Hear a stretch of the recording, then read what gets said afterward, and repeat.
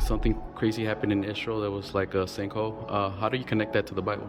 Or Well, the reason it was newsworthy, I mean, there are sinkholes all around the world. yeah, But it tied in with the study of Korah in the book of Numbers. There's a situation in the book of Numbers where Moses has a bunch of people from the tribes. They're living in the desert. They're going to the tabernacle of meeting, which is what the Bible calls it. This place where you meet God.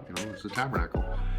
And there was an uprising, and Korah and some of the other priests. There were priests in the group of people that came out of slavery before they were given that authority through God at Mount Sinai. The Levites stood up for Moses and God, and the rest of the tribes rebelled, and so God promoted the tribe of Levi to work in the tabernacle and to be his priest for him.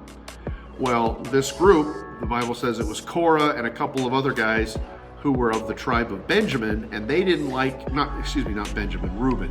Because Reuben was the oldest, and they felt like they should have been in charge. Like, hey, we're part of the oldest guy, oldest son gets the authority. And God says, no, Reuben was not holy. He was unworthy of that calling because of who he slept with. He had some inappropriate relations, and that disqualified him, at least in the eyes of God, okay?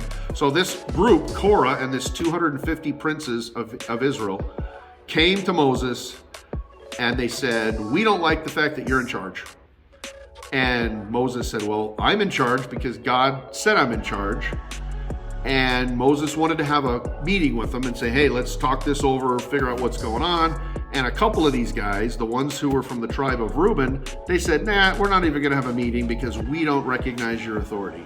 So Moses and Aaron go to the tents of these individuals who were being rebellious and did not want to submit to the authority of Moses. And Moses presents to them and says, the authority that I have came from God. And in order for everyone to know that, God's going to demonstrate something in your life. And the families and all of the possessions of Korah and those other two individuals, the Bible says the land, the earth opened up and swallowed them and all of their stuff, and then it closed up again.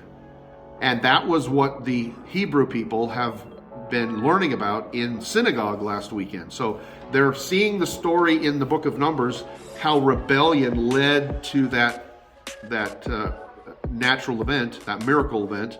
And then just within a day, they see this huge sinkhole in Jerusalem. And they're putting two and two together saying, maybe we should stop and think about this because this might be something that God is showing us that we need to be aware of. And I would say there's probably a pretty good chance that the timing was not an accident and God was trying to use the symbolism of that story to reinforce the fact that rebellion is not tolerated by God. And God is the one who picks who is placed in places of authority.